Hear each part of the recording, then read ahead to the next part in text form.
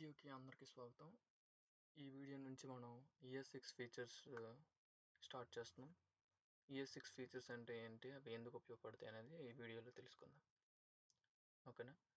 So ES6 stands for ఎక్మాస్క్రిప్ట్ అండి. ఎక్మాస్క్రిప్ట్ అంటే Java script రాయడానికి ఒక స్టాండర్డ్ వే అనమాట. అంతే. ఓకేనా? సో అయితే ఇంతకుముందు ES5 అనేది ఉండేది. దాని తర్వాత ES6 తీసుకొచ్చిన తర్వాత చాలా చేంజెస్ అనేది వచ్చాయన్నమాట జావా స్క్రిప్ట్లో.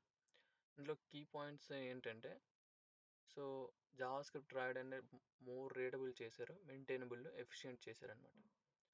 ఫర్ ఎగ్జాంపుల్ తీసుకుంటే న్యూ ఫీచర్స్ ఇందులోకి వచ్చాయి. Let, constant, arrow functions, template literals, destructuring, ఇంకా చాలా ఇలాంటివన్నీ వచ్చాయి. అదేవిధంగా మనకి ఫ్రంట్ ఎండ్లో కూడా వెబ్ డెవలప్మెంట్కి ఈ ఎక్మాస్క్రిప్ట్ అనేది బాగా యూజ్ అయింది. ES6 అనేది రియాక్ట్, యూజేఎస్, యాంగులర్ జేఎస్, అలాగే మన బ్యాక్ ఎండ్లో నోడ్ జేఎస్, ఇవన్నీ జావా స్క్రిప్ట్ కోడ్. ఇది ఒక చెప్పాలంటే ES6 అనేది ఒక స్టాండర్డ్ లాంటిది అనమాట. ఇది యూజ్ చేస్తాం అనమాట through out the Java script framework అన్నిట్లోనూ, ఫ్రంట్ ఎండ్లోను, బ్యాక్ ఎండ్లోను.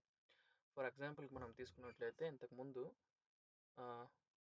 ES5లోనే ఎలా అనమాట, ఒక 2 వేరియబుల్స్ ఉన్నాయనుకోండి, రెండింటిని మనం 2 స్ట్రింగ్స్ని కన్కాటినేట్ చేయాలనుకోండి, కలపాలనుకోండి, ఇలా చేసేవాళ్ళం. డబుల్ కొటేషన్స్ పెట్టి ప్లస్ పెట్టుకొని ఇలా కలిపేవాళ్ళం. కానీ కొన్నిసార్లు సింగిల్ కొటేషన్స్ ఉంటాయి, కొన్నిసార్లు డబుల్ కొటేషన్స్ ఉంటాయి. ఓకేనా? అలాంటప్పుడు మనం ఎలా చేయాలో తెలియదు మనకి. న్యూ లైన్స్ కావాలి, ఓకేనా, పెద్ద పెద్ద లైన్స్ రాయాలి, అప్పుడు కష్టం అవుతుంది. సో ఇక్కడ మనకి ES6లో టెంప్లెట్ లెటర్స్ అనే ఫీచర్స్ వచ్చినాయి. దీంట్లో ఏంటంటే ఇక్కడ చూడండి, టిక్స్ లాంటివి ఇక్కడ ఉన్నాయి చూడండి పైన, ఇవి టెంప్లెట్ లెటర్స్ అంటాం. అవి రాసేసి డాలర్ సింబల్లో మనం ఇవ్వాలనుకున్న వేరియబుల్ని ఇలా ఇవ్వచ్చు అనమాట.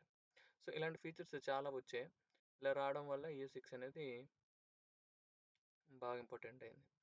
అసలు ఇది చేయడం వల్ల, దీనివల్ల ఉపయోగం ఏంటంటే, ఇంపార్టెన్స్ ఏంటంటే, క్లీనర్ అండ్ మోర్ రీడబుల్ కోడ్ని మనం రాయొచ్చు. ఏరో ఫంక్షన్స్ని, టెంప్లెట్ లెటర్స్ని, డీస్ట్రక్చరింగ్ ఇవన్నిటిని వాడి. అదేవిధంగా పవర్ఫుల్ ఫీచర్స్, మన ప్రామిసెస్ గురించి, అసెంక్ అవైట్ గురించి మాట్లాడుకున్నాం కదా, ఆ ఫీచర్స్ కూడా ES6లోనే ఇంట్రడ్యూస్ చేయబడ్డాయి. అలాగే మనకి క్లాసెస్ అండ్ మాడ్యూల్స్, మనకి అదర్ ప్రోగ్రామింగ్ లాంగ్వేజెస్ జావా కానీ పైథాన్ కానీ తీసుకుంటే మనకి అక్కడ క్లాసెస్, ఊప్స్ ప్రోగ్రామింగ్ అన్నీ ఉంటాయి కదా.